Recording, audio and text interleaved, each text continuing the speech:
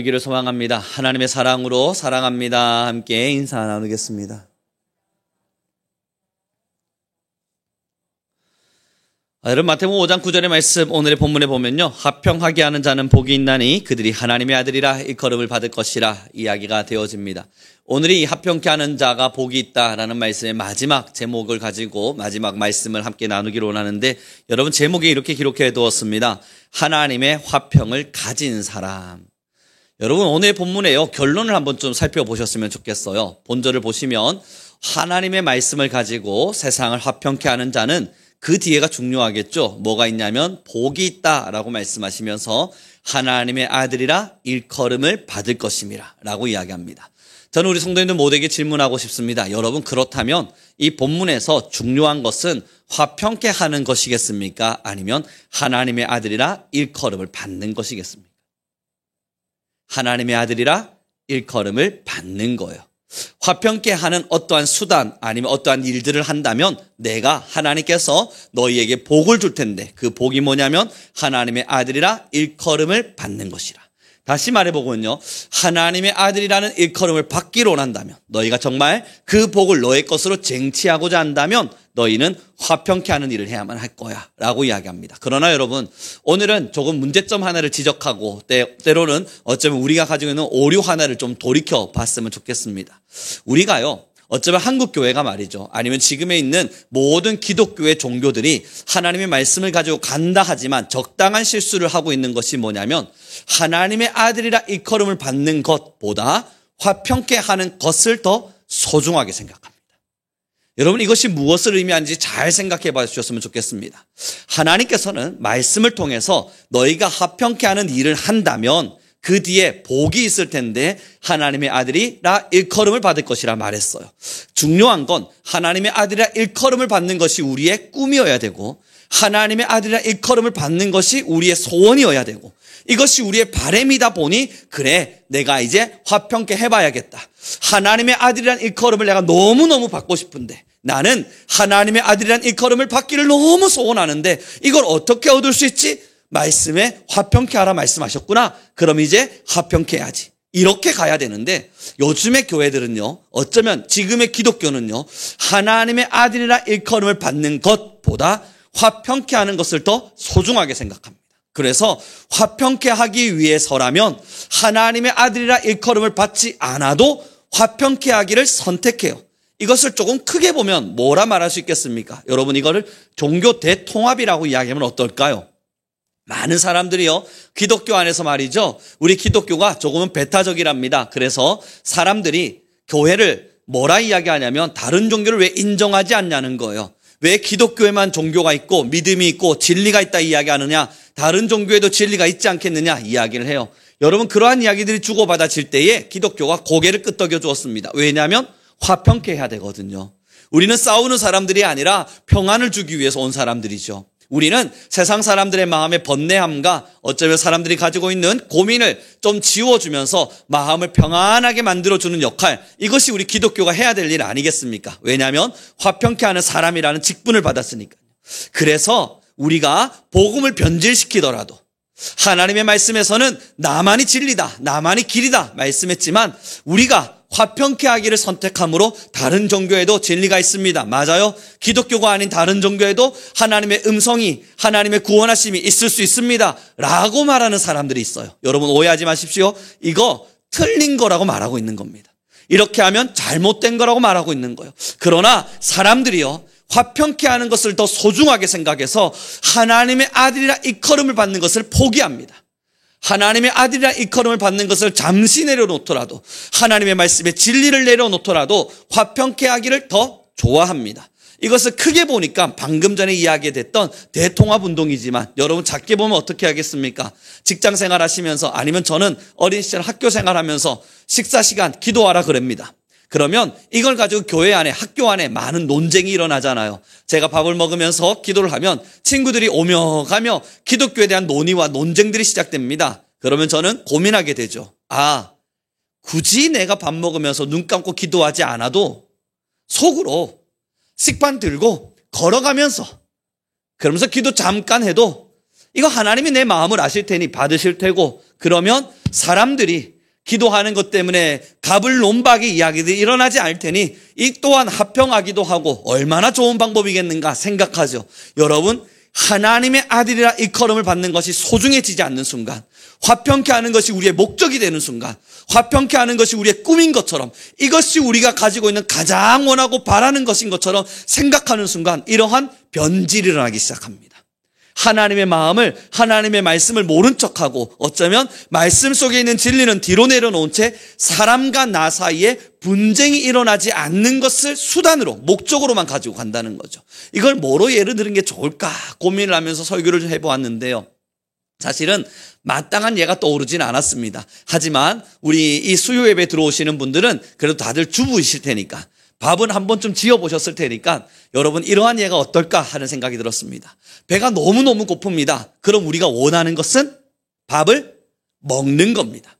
이 밥을 먹기 위해서 우리는 밥을 짓습니다. 그러면 여러분, 밥을 지었다면 밥을 먹는 것까지 가야 될 텐데, 이제 여러분들께서 요리를 시작했습니다. 배가 너무 고파서 밥솥에 밥을 막 얹었어요. 밥솥에다 밥을 탁 얹고 치사가 준비되었습니다. 이제 밥이 완료되었습니다. 푸 하고 울렸단 말이죠. 그리고 나서는 또다시 밥을 짓기 시작해요. 왜냐하면 생각해보니 밥 짓는 내 방법이 별로 마음에 안 들었어요. 오늘따라 물이 좀 많았던 것 같아요. 괜히 밥이 좀 더 질게 될 것만 같아요. 내가 오늘 3번 씻었어야 되는데 실수로 4번을 씻어버렸어요. 다시 밥을 짓자. 그리고 3번을 막 씻었어요. 그리고 이제 치사하려고 밥을 안 쳤는데 또 생각이 났어요. 아, 현미를 안 섞었네요. 그래서 다시 현미를 섞기 위해서 또 밥을 지으러 가요. 밥을 열심히 짓습니다. 또 밥을 안 쳤어요. 생각을 해보니 콩을 안 넣었네요. 그래서 또 콩 넣으러 지금 밥 지으러 갑니다. 여러분, 계속 밥 짓는 것과 싸우다 보니까 승질이 나기 시작하면서 밥 먹는 걸 잃어버리기 시작합니다. 나는 원래 처음 밥을 먹기 위해서 밥을 짓는 건데, 그 밥을 짓다 보니 하나씩 빼먹은 것, 실수한 것들이 떠오를 때마다 계속 밥 짓는 것에만 집중하고 하루 종일 밥만 짓고 있어요. 배는 허기가 지고 있는데 여전히 내 욕심은 차오르지가 않아요. 밥을 완벽하게 짓고 싶은 내 욕심엔 만족이 일어나지가 않아요. 그래서 끊임없이 밥만 짓고 있어요. 어떻습니까, 여러분? 똑똑한 분 같으신가요? 아니면 주부로서 100점짜리 주부인가요?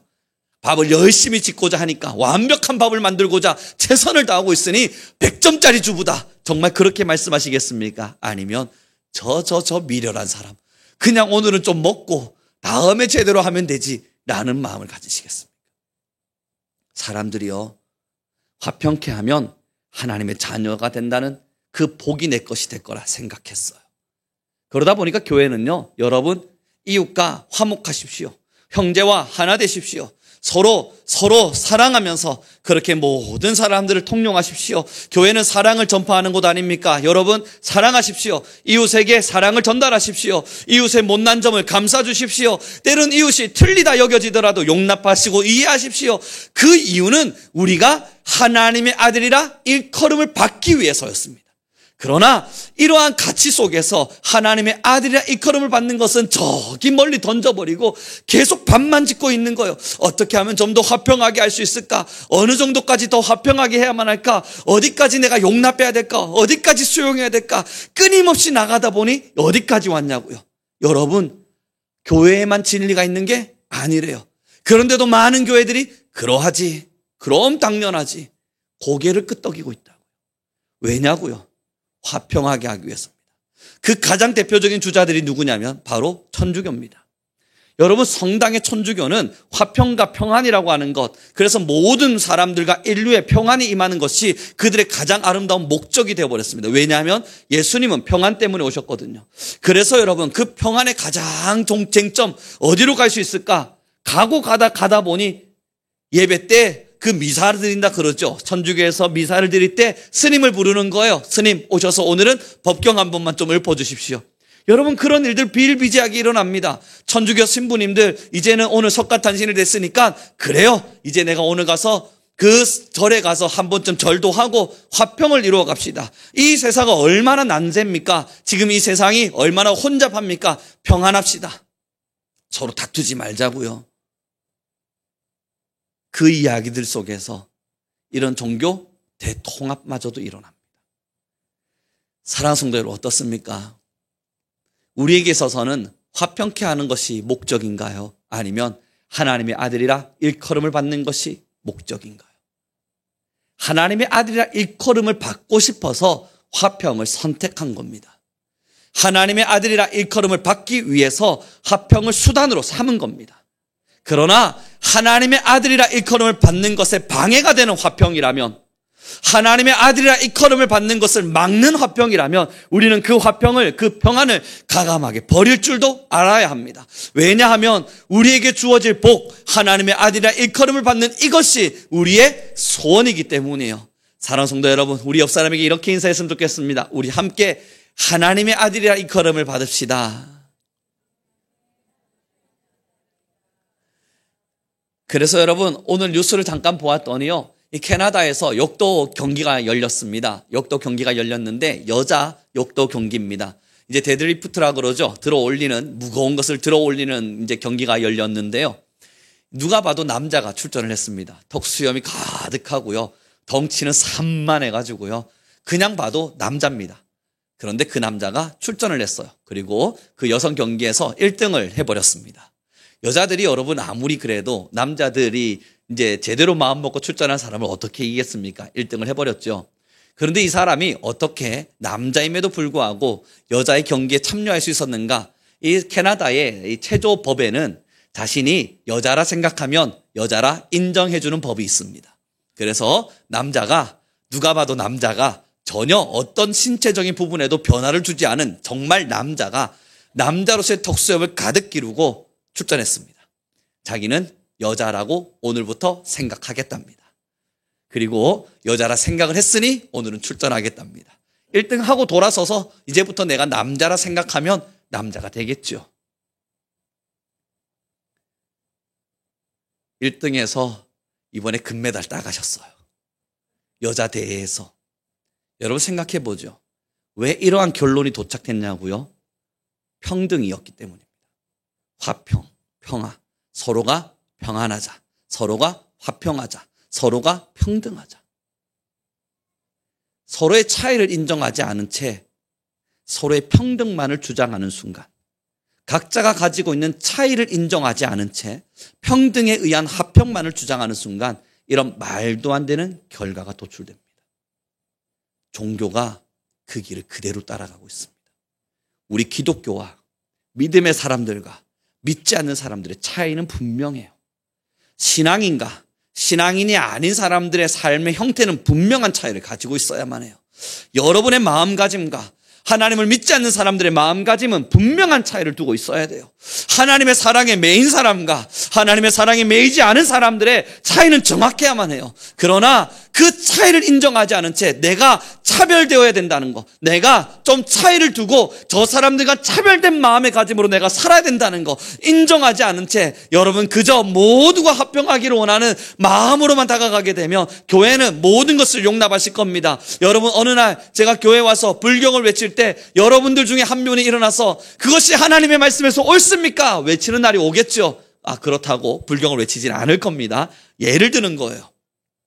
그렇게 외치고 있을 때 한 분의 사람이 소리치겠죠. 교회가 평안합시다.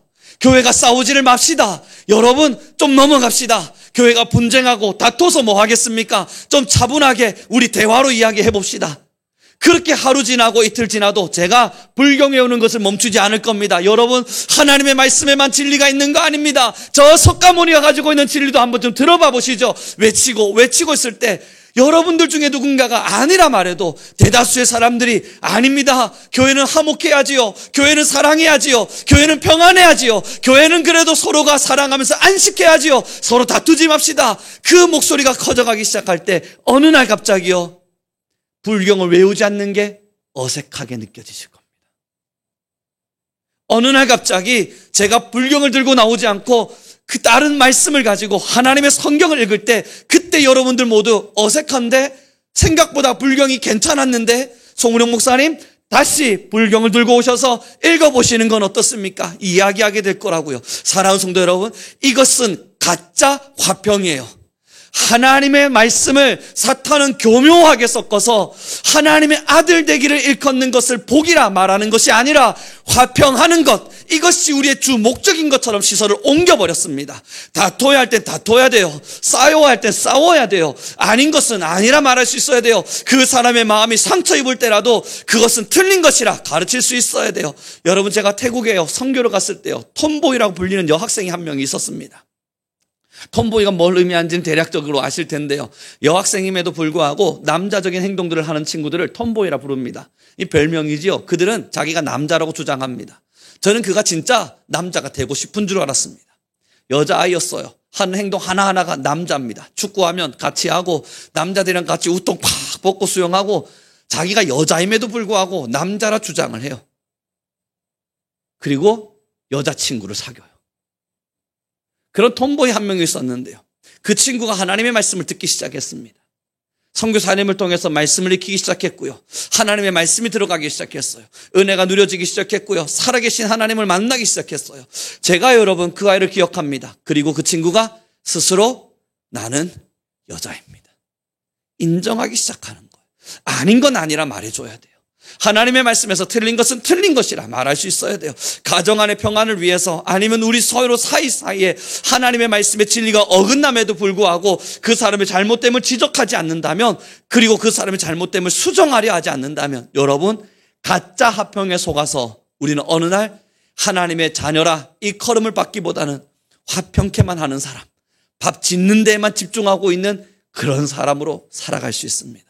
무엇일까요? 이 사탄의 교묘함이 느껴지십니까? 지금 현재 기독교와 많은 그리스도인들이 가지고 있는 실수일 줄도 모릅니다.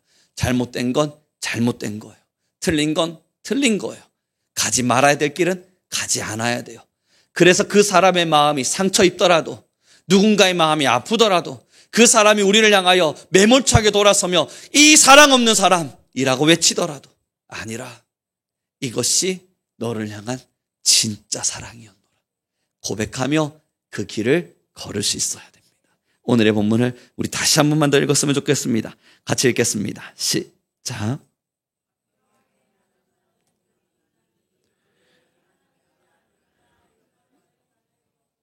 아멘. 여러분, 구절의 말씀에 그래서 화평하게 하는 자는 복이 있나니 하나님의 아들이라 일컬음을 받는답니다. 하나님의 아들답게 화평케 하며 살고 있기 때문입니다. 하나님의 아들이라고 하는 신분을 부여잡은 채 화평의 길을 걸어가고 있기 때문입니다. 하나님의 아들이란 신분을 포기하고 화평의 길에만 서 있는 것이 아니라 하나님의 아들이란 신분을 가장 뜨거운 가슴으로 끌어안은 채 화평의 길을 걸어가고 있기 때문에 여러분, 이 복이 우리의 것이 되는 거예요. 어떤 삶의 길들을 걸어가고 계시나요? 오늘의 시간 어떤 신앙인들과, 어쩌면 어떤 믿지 않는 사람들과 함께 대화하고 소통하셨습니까? 때로는 내가 그리스도인임을 드러내는 것도 부담될 때가 있고, 때로는 내가 하나님의 사람이라 말하는 것이 때로는 많은 사람에게 어려움은 되지 않을까 하는 염려가 찾아올 때도 있을 줄로 압니다. 그러나 여러분, 가짜 화평에 속아서 하나님의 아들이라 일컬음을 받는 것을 부끄러이 여기면 그 순간 우리는 화평케 하는 자들이 아니라 진리를 무너뜨린 자들입니다. 화평케 하겠다는 그 수단과 화평케 하겠다는 그 목적 하나가 우리의 대장이 되고 우리의 마음의 중심이 되어 우리는 진리를 무너뜨린 신앙의 길을 걸어가고 됩니다. 이 진리를 무너뜨림이 바로 변질이라 말해요. 우리 사랑하는 성민교회 모든 성도님들은 언제나 하나님의 말씀 안에서 주님만을 사랑하는 귀한 모두가 되길 바라봅니다. 여러분, 이 설교를 준비해 가면서 그래서 한 아이가 제게는 떠올랐습니다. 그 아이는 늘 저한테 엉뚱한 질문을 하는 걸 좋아했습니다. 예전에도 설교를 통해서 잠시 이야기를 나눴던 아이인데요, 그 아이는 책 읽는 걸 정말 좋아했습니다. 저도 어려워서 잘 읽기 힘든 책들을 중학교 때, 고등학교 때 독파하듯 읽어냈습니다. 일반적인 책이 아니에요. 평범한 서점에서 살 수 없는 책들을 사다가 정말 말도 안 되는 어려운 책들을 읽어내며 제게 많은 질문을 던졌던 친구죠. 그 어려운 질문 속에 그 친구가 제게 던졌던 질문입니다. 하나님의 사람들인 왜 끊임없이 전쟁을 치루었습니까? 십자군 전쟁을 이야기하고 있는 겁니다. 그리고 하나님의 사람들은 왜 자신들이 믿는 진리를 지키기 위해서 사람들이 당신들이 믿고 있는 믿음 때문에 불편하니까 믿지 말라 말하는데도 죽어가면서까지 그 믿음을 지킵니까?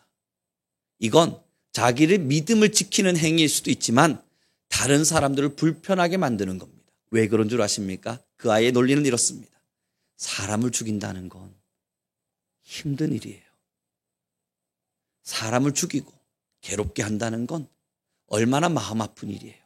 그리스도인들이 고집을 꺾지 않아서 그냥 한번 절하라 그러면 절 한번 하면 될 것을, 우상숭배하라 그러면 그냥 하면 될 것을 왜 굳이 고집을 피워서 사람을 죽이도록 만듭니까? 그럼 그 죽이는 사람의 마음은 평안했겠습니까?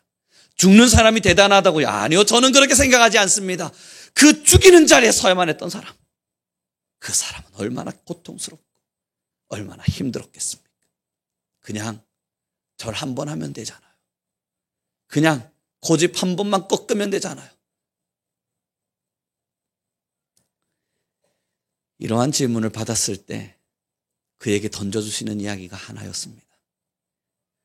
얘야, 우리가 죽기로 선택한 건 그를 고통스럽게 하기 위함이 아니라 그에게 우리가 죽음을 걸고라도 지키고 싶은 게 뭔지를 보여주고 싶어서였다. 죽이는 사람 고통스러웠을 수 있지.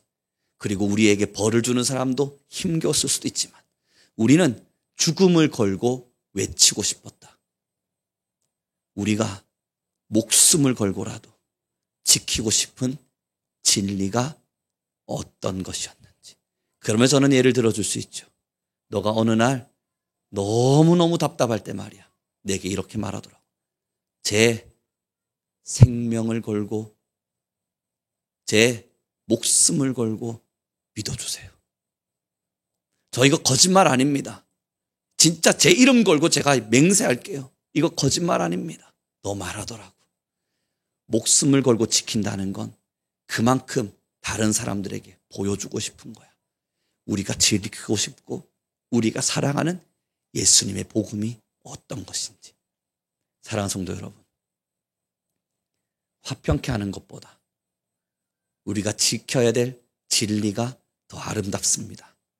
우리 성도님들이 가지고 있는 놀라운 복음의 진리는 때로는 어떤 사람들과 끊임없는 분쟁과 투쟁과 싸움에 있어야 하겠지만 그럼에도 목숨을 내걸고라도 보여줘야 될, 때로는 내 목숨을 내밀고라도 내 목숨을 보장하면서 내가 이 믿음을 보장할게, 내가 믿는 예수가 살아있다는 것을 증명하기 위해서라도 내가 내 목숨을 내걸게, 그렇게 말해가면서라도 이 진리를 수호할 줄 아는 진짜 화평할 수 있는 우리 귀한 성도가 되길 소망합니다. 이제 말씀을 정리해 가기를 원합니다. 말씀 끝났는 줄 아셨죠? 여러분, 말씀을 정리해 가기를 원합니다. 하나님의 말씀은요, 우리의 마음 안에 늘 뜨거움으로 자리하고 있습니다. 그러나 사랑하는 성도 여러분, 오해하지 마십시오. 화평케 하는 것이 우리 교회에 하나님께서 주신 놀라운 수단이고 세상을 향한 하나님의 음성입니다. 그러나 그 음성을 지키기 위해서 하나님을 버리는 건 앞뒤가 맞지 않는 이야기입니다. 우리는 하나님의 복음을 부여잡고 화평을 향하여, 세상을 향하여 달려가야만 합니다. 그리고 여러분의 목숨을 가지고 우리의 이름을 걸고 주님의 복음과 하나님의 말씀을 지키어내므로 우리의 믿음을 증명하는 모든 성도 되길 소망하겠습니다. 기도하겠습니다.